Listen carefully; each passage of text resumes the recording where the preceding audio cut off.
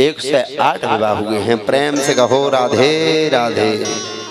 इसी प्रकार भगवान के 16,108 विवाह हुए हैं। और भगवान का परकर कितना बड़ा हुआ है, भगवान का परकर कितना बड़ा है। जब 16,100 पत्नी हैं तो पुत्र कितने हुए हैं, बताया हुआ है कि एक एक रानी से 10-10 संतानों ने जन्म लिया है। 10 संतान, जिसमें एक पुत्री है और 9 पुत्रों ने जन्म लिया है। कितने पुत्र हुए हैं, 1,61,080 पुत्र हुए हैं भगवान के। प्रेम से कहो राधे राधे। कितने, 1,61,080 पुत्र हुए हैं और 16,108 पुत्री हुई हैं। यहाँ बताते हैं 56 करोड़ यदुवंशी हुए हैं। 56 करोड़ यदुवंशी। और इन बालकों के लिए पढ़ाने के लिए आचार्य कितने लगाए थे पता है। इन बालकों को पढ़ाने के लिए आचार्य लगाए थे। इसमें पुराण में लिखा है, तिस्त्रकोटि सहस्राण अष्टाशीति शतानि च आसन यद कुलाचार्य कुमाराणां मिति श्रुतम्। कृष्ण भगवान ने बच्चों को पढ़ाने के लिए आचार्य 3,188 आचार्य लगाए थे। 3,188 आचार्य इनको पढ़ाने के लिए आए थे। 56 करोड़ यदुवंशियों का भगवान का परिवार बड़ा हुआ है। प्रेम से कहो राधे राधे। प्रभु के ऐसे 16,108 विवाह हुए हैं। भगवान का पुत्र था प्रद्युम्न। प्रद्युम्न का पुत्र है अनिरुद्ध। प्रद्युम्न के भी 2 विवाह हुए हैं और अनिरुद्ध का भी 2 विवाह हुए हैं। एक रुक्मी की पुत्री है और एक बाणासुर की पुत्री है। और उसके साथ में भगवान का के पौत्र का विवाह हुआ है। तब परीक्षित ने पूछा कि गुरुदेव यह बताइए, जो राक्षस है, राक्षस की पुत्री से कैसे विवाह हुआ अनिरुद्ध का, भगवान के पुत्र का। एक समय की बात है, जो बाणासुर की पुत्री है जिसका नाम है उषा। बाणासुर की पुत्री है उषा। उषा ने क्या किया कि आज स्वप्न में यदुवंशियों का जो पौत्र है अनिरुद्ध को देखा है। और उषा ने वही बात जाकर के जो चित्रलेखा थी, कुम्हांड की पुत्री थी चित्रलेखा, और चित्रलेखा को बताया है, आज मैंने एक स्वप्न में एक पुरुष को देखा है और मैंने मन ही मन उसको वर्ण कर लिया है। चित्रलेखा बहुत बड़ी योगिनी थी। चित्रलेखा ने कई चित्र बनाए हैं। जब भगवान के कृष्ण का यदुवंशी का कृष्ण का चित्र बनाया, कहा कि थोड़ी सी इससे शकल मिलती है। जब प्रद्युम्न का चित्र बनाया है, कहा कि इससे भी शकल मिलती है। और जब प्रद्युम्न के पुत्र का अनिरुद्ध का चित्र बनाया है, कहा कि यही मैंने पुरुष, यही राजकुमार मैंने स्वप्न में देखा है। आज चित्रलेखा द्वारका में चल करके गई है, क्योंकि उस बालक को लेकर के आ रही।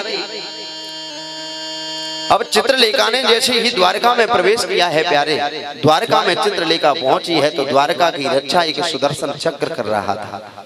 और सुदर्शन चक्र कर रहा है तो बालक को कैसे लेकर के आएगी। पर सुदर्शन चक्र की एक कमी थी, जो कोई सत्संग के लिए सुनाने के लिए बैठ जाते थे तो वहीं आकर के सुदर्शन भी सत्संग सुना करते थे।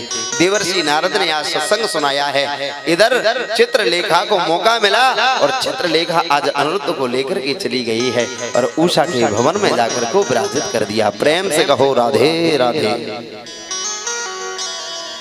उषा के भवन में जैसे ही विराजित किया है,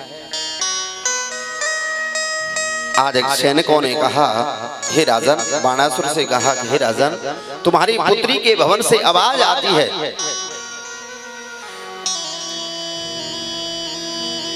इधर देवर्षि नारद चल करके गए हैं और देवर्षि नारद जैसे ही द्वारका में पहुंचे और द्वारका में जाकर के भगवान से कहा है कि प्रभु, तुम्हें पता है कि तुम्हारा परिवार बड़ा हो गया है, तुम्हारा पौत्र कहाँ गया है। तब पौत्र को देखा है, अनिरुद्ध कहीं नहीं थे। कहा कि बाणासुर की कैद में है, जाकर के बचा करके ले आओ। और इधर बाणासुर उषा के भवन में गया है और उसी समय इधर क्या है और इधर अनिरुद्ध को देखा है और बाणासुर आज अनिरुद्ध को लेकर के घसीटता हुआ लेकर के आ रहा है। इधर से भगवान चल करके आए हैं। ये बाणासुर कौन है? राजा बलि के 100 पुत्र थे, उससे ज्येष्ठ पुत्र का नाम है बाणासुर। और बाणासुर की 1000 भुजाएं थी।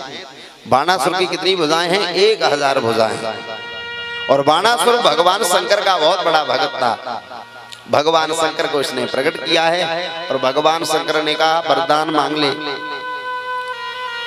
तब भगवान शंकर ने इसको एक धर्म ध्वजा दी है और ध्वजा दी, कहा कि जो इस ध्वजा को नीचे गिरा देगा वही तुझे छोड़ने वाला नहीं होगा, तुझे मार देगा। आज इसने भवन में जैसे ही ध्वजा को लटका दिया है, इधर भगवान चल करके आए हैं। द्वारकाधीश ने आज ध्वजा को नीचे गिरा दिया है। प्रेम से कहो राधे राधे। धर्म ध्वजा को जैसे ही नीचे गिराया हुआ है, आज बाणासुर से जैसे युद्ध हुआ, बाणासुर को प्रभु मारना चाह रहे थे। शंकर जी बीच में आ गए हैं। कहा कि मेरे शिष्य को मारने से पहले मुझसे युद्ध करना पड़ेगा। बाबा आप कैसे? कहा कि ये मेरा शिष्य है और गुरु का कर्तव्य है कि शिष्य को परेशानी में साथ देना चाहिए, वही गुरु है। जैसे ही आज बीच में चल करके आए हैं, परीक्षित ने कहा कि गुरुदेव यह बताइए, एक वह भी शंकर जी का चेला था जिसका नाम था रावण। जब रावण को प्रभु राम ने मारा था तब शंकर जी युद्ध करने के लिए नहीं आए हैं और बाणासुर से युद्ध हो रहा है तो चल करके आ गए हैं। कारण क्या है? तब सुखदेव स्वामी ने कहा कि परीक्षित उसका भी एक कारण है। जिस समय सागर के तट पर भगवान शंकर का अभिषेक कर रहे थे, रामेश्वर भगवान की स्थापना की थी राम जी ने। तब रामेश्वर भगवान ने कहा, शंकर जी ने कहा कि राम जी वरदान मांग लो, क्या मांगना चाह रहे हो? राम जी को पता था कि शंकर जी का यह शिष्य है दशकंठ रावण। तब कहा कि जब तक मैं रावण को मार करके नहीं आ जाऊं तब तक आप सागर से कहीं भी मत जाना। प्रेम से कहो राधे राधे। सागर से कहीं भी मत जाना। शंकर जी ने कहा कि मैं जगत के कल्याण के लिए इसी सागर के तट पर विराजित हो जाऊंगा, यह प्रभु आपकी आज्ञा का पालन करूंगा। तब भगवान ने कहा मेरी आज्ञा का पालन करोगे तो मैं भी आपको आशीर्वाद देता हूं कि जो गंगोत्री से जल लेकर के आकर के रामेश्वर भगवान की पिंडी पर जो चढ़ाएगा उसको सायुज्य मुक्ति प्राप्त होगी। प्रेम से कहो राधे राधे।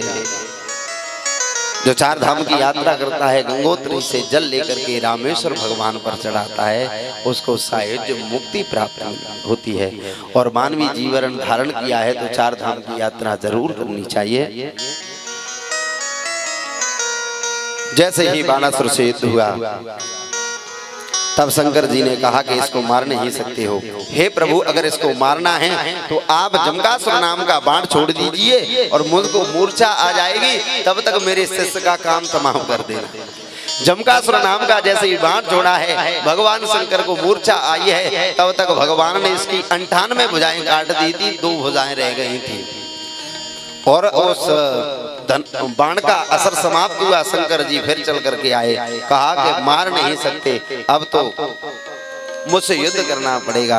तब क्या हुआ कि बाणासुर की एक माँ है धाय, कोटला चल करके आई है नग्न अवस्था में। भगवान ने मुख फेरा है और बाणासुर को माफ कर दिया, क्योंकि भगवान ने आशीर्वाद दिया था प्रहलाद को कि तेरे वंश में अब किसी को मैं मारूंगा नहीं। और उसी प्रकार बाणासुर की जो पुत्री है उषा, और उषा का अनिरुद्ध के साथ विवाह हुआ है। बोलिए भक्त वत्सल भगवान की, बोले कृष्ण कन्हैया लाल की जय। जय श्री राधे श्याम। आज अनिरुद्ध के 2 विवाह हुए हैं। यहाँ रुक्मी के साथ बलराम दोनों द्वैत क्रीड़ा खेल रहे थे। बलराम की विजय होती थी, रुक्मी कहता था मेरी विजय है, आकाशवाणी हुई है। हे बलराम जी धर्म तो वचन नहीं वा रुक्मी बदती वही वर्षा। ये रुक्मी झूठ बोलता है, विजय तुम्हारी हुई है। आज वही रुक्मी का उद्धार किया है। रुक्मी का उद्धार किया ये रुक्मिणी मैया का भाई था। अब तो भगवान कृष्ण कुछ भी नहीं कह सकते हैं, क्योंकि यह रुक्मिणी का भाई है और कृष्ण भी के भाई बलराम जी हैं। कुछ समय के बाद में प्रभु एक दिन बच्चों के साथ वन में चल कर के आए हैं। और जैसे ही प्रभु वन में चल करके आए, बालक लोग क्रीड़ा कर रहे थे, खेल रहे थे।